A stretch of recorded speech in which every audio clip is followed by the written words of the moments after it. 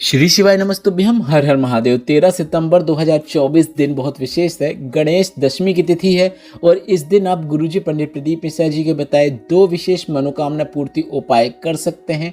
कौन से उपाय कर सकते हैं उसकी जानकारी आपको इस वीडियो के माध्यम से मिलने वाली है।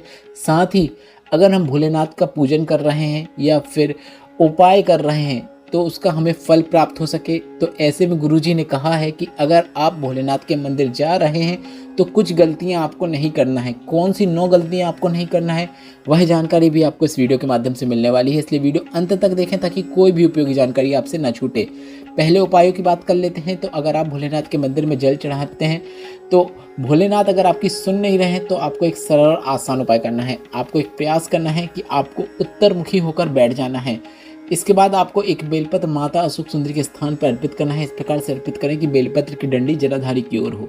इसके बाद दूसरी बेलपत्र आपको शिवलिंग के ऊपर अर्पित कर देना है। इसे भी इस प्रकार से अर्पित करें कि बेलपत्र की डंडी जलाधारी की ओर हो। इसके बाद शिवलिंग के ऊपर से आपको जल चढ़ाने की शुरुआत करना है और एक बार जल की धार को आपको माता अशोक सुंदरी के स्थान पर भी अवश्य ले जाना है। ऐसा आपको लगातार 3 महीने करके देखना है। रहस्यलाधर में अगर किन कारण से आप लगातार नहीं कर पा रहे हैं तो आप कुछ दिन छोड़ सकते हैं, उसके बाद फिर वापस करना शुरू कर सकते हैं। गुरुजी ने कहा अगर यह उपाय आप 3 माह तक लगातार कर देते हैं तो भोलेनाथ आपकी मनोकामना निश्चित पूर्ण कर देते हैं। यह विशेष उपाय आप 13 सितंबर से करना शुरू कर सकते हैं। बढ़ते हैं दूसरे विशेष उपाय की ओर। गुरुजी ने कहा आपने कई बार देखा होगा, कई माताएं कहती हैं कि मैं भोलेनाथ के शिवलिंग का श्रृंगार करना चाहती हूँ। तो क्या आपको पता है कि भोलेनाथ के श्रृंगार का जो क्रम है वह किसने शुरू किया? तो यह क्रम नंदी ने, माता अंजना ने, माता पार्वती ने, माता सती ने, श्री तुम्रका जी ने, इन्होंने श्रृंगार का क्रम शुरू किया है। तुम्रका जी ने चंचला देवी से कहा है अगर किसी के पास बेलपत्र भी नहीं है, जल भी नहीं है, पुष्प भी नहीं है, कोई सामग्री नहीं है, पर अगर वह भोलेनाथ के मंदिर पर शिवलिंग पर चढ़े हुए पुष्प को उठाकर उसके नीचे की डूंठ को तोड़कर पुष्प की पंखुड़ियों से देवाधिदेव महादेव को श्रृंगार कर देता है तो महादेव उसके जीवन को खुशियों से भर देते हैं। तो इस उपाय के अंतर्गत आपको शिवलिंग पर चढ़े हुए पुष्पों को उठाना है और उसके बीच का जो डूंठ होता है उसे तोड़ना है और सिर्फ पंखुड़ियों का उपयोग करते हुए आपको भोलेनाथ के शिवलिंग का श्रृंगार करना है। और आपको इस बात का भी ध्यान रखना है केवल उन्हीं पुष्पों को उठाना है जो शिवलिंग पे अर्पित हैं, जो निर्वाल रूप में नीचे गिर चुके हैं उन पुष्पों का उपयोग नहीं करना है। आशा करता हूँ दोनों उपाय आपको समझ में आ गए होंगे। अगर नहीं आए तो फिर भी आप इन उपायों से संबंधित प्रश्न कमेंट बॉक्स के लिए पूछ सकते हैं। अब वे 9 गलतियां समझ लीजिए जो कि गुरुजी पंडित प्रदीप मिश्रा जी ने भोलेनाथ के पूजन करते समय, भोलेनाथ के मंदिर जाते समय, उपाय करते समय ना करने को कही है।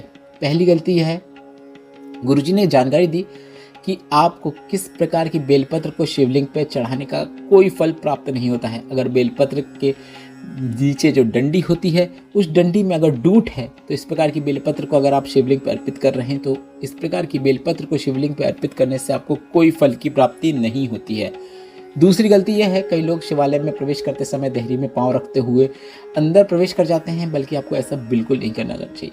देहरी पूजनीय होती है, देहरी का पूजन किया जाता है, उसमें माथा टेका जाता है, उसमें आप पांव पड़ते हुए देहरी के मंदिर के अंदर प्रवेश कीजिए। देहरी में कभी भी भूलकर पांव नहीं रखना चाहिए। तीसरी गलती इस प्रकार है, कई बार माताएं शिवलिंग के ऊपर भूल से दीपक लगा देती हैं या फिर जाने अनजाने में दीपक लगा देती हैं। तो भोलेनाथ के शिवलिंग पे कभी भी आपको जलाधारी या कहीं भी दीपक नहीं रखना है, ना ही आपको वहाँ पे दीपक प्रज्वलित करना है। अगर आप दीपक प्रज्वलित करना चाहते हैं तो शिवलिंग के नीचे जमीन में थोड़े दूर आप दीपक प्रज्वलित कर सकते हैं। चौथी गलती इस प्रकार है कि शिवलिंग की परिक्रमा नहीं ली जाती है। भूल कर भी कभी आप भोलेनाथ की शिवलिंग की परिक्रमा ना लें। शिवलिंग पर जल चढ़ा जो होता है वह जल जलाधारी से नीचे गिर के आगे बढ़ता है, उसमें कभी भी आपका पाँव नहीं लगना चाहिए। अगर ये 2 गलतियां आप कर देते हैं तो कई प्रकार के दोष आपको लग जाते हैं। पढ़ते हैं 5वीं गलती की ओर। शिवलिंग पर आपको नारियल या प्रसाद को नहीं रखना चाहिए। अगर आप नारियल और प्रसाद को शिवलिंग के ऊपर रख देते हैं तो उसे गृहस्थ जीवन वाले व्यक्ति प्राप्त नहीं कर सकते हैं। बस नर्मदेश्वर शिवलिंग के ऊपर अर्पित की गई सामग्री ही सभी लोग प्राप्त कर सकते हैं, अन्य शिवलिंग की नहीं। तो अगर आप भोलेनाथ के शिवलिंग पर कोई सामग्री अर्पित करना चाहते हैं तो शिवलिंग पर स्पर्श कराते हुए भोलेनाथ के शिवलिंग के नीचे रख सकते हैं। आवश्यक नहीं है कि शिवलिंग के ऊपर ही रखना है। 6वीं गलती इस प्रकार है, टूटे हुए चावल या फिर खंडित चीज कभी भी भोलेनाथ को शिवलिंग पर अर्पित नहीं की जाती है। संपूर्ण चीज अर्पित की जाती है, नारियल भी नहीं फोड़ा जाता है। इस बात का आपको ध्यान रखना है, नारियल अर्पित करना है तो पूर्ण नारियल ही अर्पित करना है, फोड़ कर कभी भी अर्पित नहीं करना है। सातवीं गलती इस प्रकार है, अगर आप भोलेनाथ को पुष्प अर्पित करना चाहते हैं तो पुष्प इस प्रकार से अर्पित करें कि पुष्प की डंडी शिवलिंग की ओर होना चाहिए, खिला हुआ भाग ऊपर की ओर होना चाहिए। आठवीं गलती इस प्रकार है, कई लोग बेलपत्र का सेवन करना चाहते हैं पर वह शिवलिंग में कहीं से भी उठाकर बेलपत्र का सेवन कर लेते हैं। ऐसा आपको बिल्कुल नहीं करना है। गुरुजी ने कहा, अगर आप औषधि रूप में बेलपत्र को प्राप्त करके उसका आचमन करना चाहते हैं, सेवन करना चाहते हैं, तो आपको सिर्फ और सिर्फ उस बेलपत्र को प्राप्त करना है जो शिवलिंग के ऊपर अर्पित हो।